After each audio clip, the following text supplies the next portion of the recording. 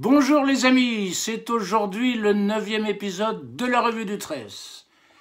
J'avoue que j'avais pensé vous parler d'autre chose, par exemple de la suite sur mes vidéos d'EDF ou bien sur la réforme des retraites, mais je suis rattrapé par l'actualité et donc aujourd'hui je vais vous traiter le sujet suivant, mais qui a donc fait péter les gazoducs Nord Stream? Allez, c'est parti, 9e épisode de la Revue du Stress.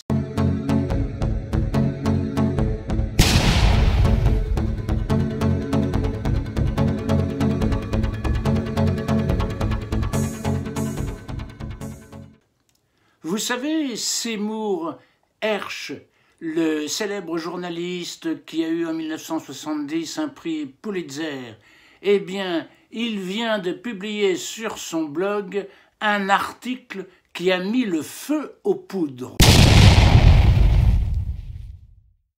Eh oui, Seymour Hersh a publié sur son blog un article qui montre que ce sont les États-Unis qui ont saboté les deux gazoducs Nord Stream, vous savez, ces deux pipelines qui alimentaient l'Allemagne à travers la mer Baltique en gaz russe. En fait, je pensais que c'était les Britanniques qui avaient fait sauter ces deux gazoducs, parce que je me souviens que juste après l'explosion, Liz Truss, alors l'éphémère première ministre britannique, avait envoyé un message « It's done », c'est fait. Donc je croyais que c'était les Britanniques. Ben en fait non, il semblerait que ce soit les Américains. Mais nous allons récapituler, et pour récapituler, je vais vous repasser des extraits de deux de mes précédentes vidéos, la revue du stress numéro 1 et la revue du stress numéro 3, où je parlais déjà de l'affaire du sabotage des gazoducs Nord Stream. Nous avons un faisceau d'indices, c'est tout ce que nous avons. Mais dans ce faisceau d'indices, nous remarquons que les Américains se sont toujours opposés aux gazoducs entre l'Allemagne et la Russie. Et même du temps de Reagan, il y avait eu des sabotages américains de tels gazoducs. Et puis, là, il y a eu un tweet d'un député polonais, mais qui est député européen, voilà, mais qui est pro-européen, pro-atlantiste. Et dans ce tweet, il dit, en parlant du sabotage des gazoducs Nord Stream, il dit « Merci les États-Unis ». Et puis, rappelons-nous quand même le discours qu'avait fait Joe Robinette Biden en février, quelques jours avant la guerre en Ukraine. If Russia invades, that means tanks or troops crossing the border of Ukraine again. Then there will be no longer Nord Stream 2. We will bring an end to it. How will you do that exactly, since the project and control of the project is within Germany's control? We will, I promise you, we'll be able to do it. Mais au fait, qui a pété Nord Stream? C'est un sabotage, nous dit l'enquête suédoise. Ah bon? On ne savait pas. Mais qui a fait ça? Chut.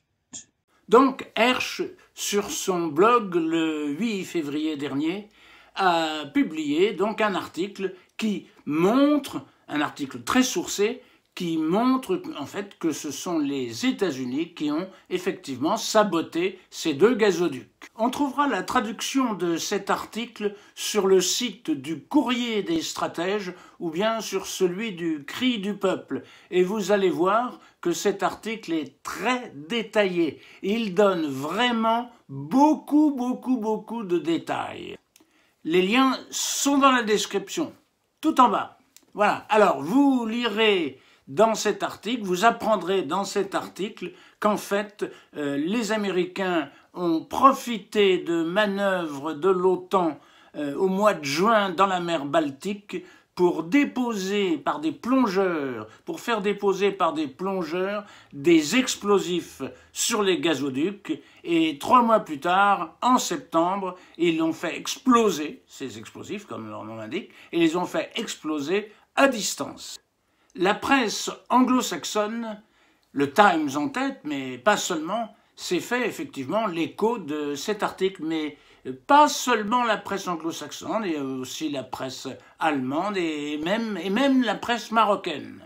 La presse française, elle a été beaucoup plus discrète. Ah bon? Pourquoi? Oui, Marianne a fait un article très bien fait, qui est relativement neutre et qui se veut objectif. Il y a eu aussi la presse financière, des journaux comme La Tribune ou Investing, qui ont effectivement relaté cet article, parlé de cet article d'une manière aussi qui est relativement neutre. Les autres journaux français, ceux qui ont dit quelque chose, parce qu'il y en a beaucoup qui n'ont rien dit, ceux qui ont dit quelque chose, c'était juste 2 mots pour nous expliquer que c'était un mensonge, une fake news, bref, vous l'avez compris, du complotisme. Je suis un complotiste. Ma foi, pour conclure, je ne peux que reprendre les commentaires qui ont été faits sur le site du Courrier des Stratèges à propos de cette affaire. Je vais vous lire ce commentaire. Ce sont bien les Américains qui ont saboté les gazoducs Nord Stream 1 et 2 au mois de septembre dernier. Celui qui l'affirme, preuve à la pluie, c'est Seymour Hersh, le dernier géant du journalisme américain. C'est un séisme. Il n'est pas le premier à livrer des éléments sourcés, mais Seymour Hersh est l'homme qui a révélé le massacre de My Lai en 1969 ou les tortures d'Abu Ghraib, un homme intègre qui n'a jamais eu peur du pouvoir américain, aussi puissant fût-il. C'est donc un séisme.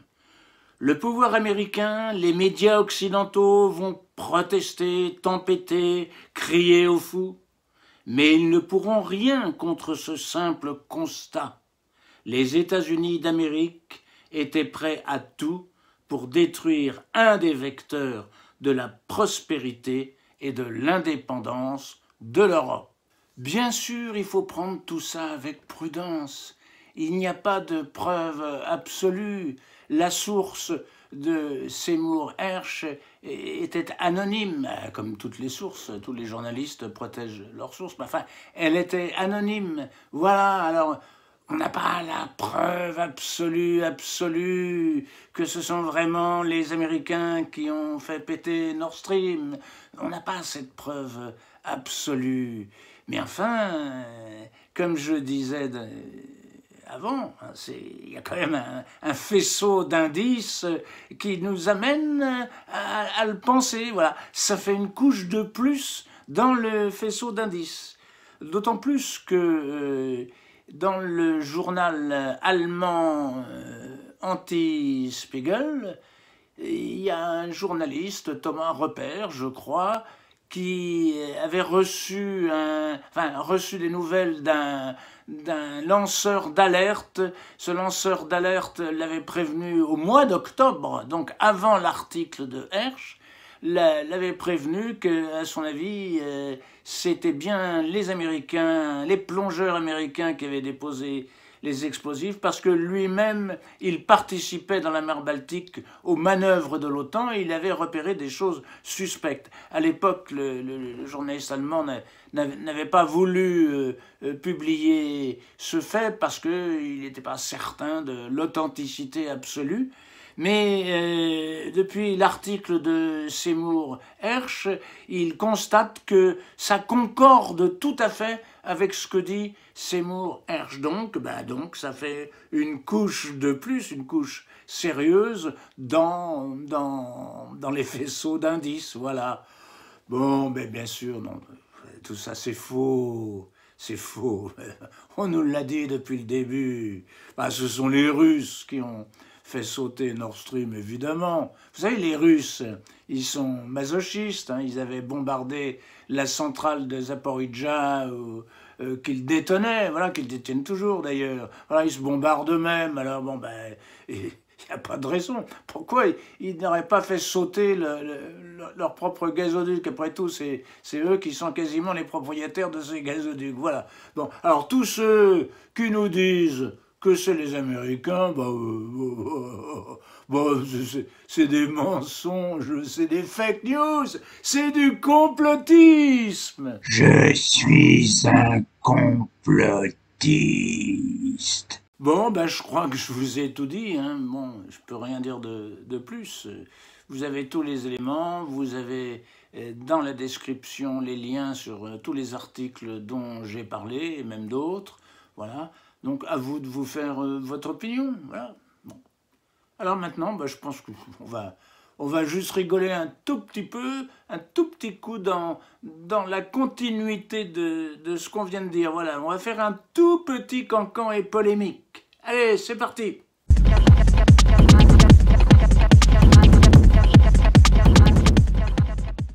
J'adore l'article qui est paru dans le Courrier des Stratèges, sur le site du Courrier des Stratèges pour commenter l'article de Seymour Hersh. Voilà. Il dit la destruction de Nord Stream par les Américains n'est pas un faux d'Hersh. Il faut comprendre, hein. C'est un jeu de mots. C'est un jeu de mots. Ah, ça aurait pu être un jeu de mots de Libération. Mais enfin, Libération, il n'aurait pas dit ça à propos des sabotages des gazoducs. Enfin, il aurait pu faire un jeu de mots dans ce sens-là, dans d'autres contextes. Voilà. Alors, ben, il faut comprendre, c'est un jeu de mots. Un faux, quelque chose qui est faux, de Hersh, de Monsieur Hersh. Et donc, ça fait faux d'Hersh. Vous savez, un faux d'Hersh, c'est un faux cul. Voilà. Alors, ben, en fait, qu'est-ce qu'il veut dire ce titre? Il veut tout simplement dire que ceux qui ne croient pas que les Américains ont fait péter Nord Stream, eh ben, ce sont des faux culs.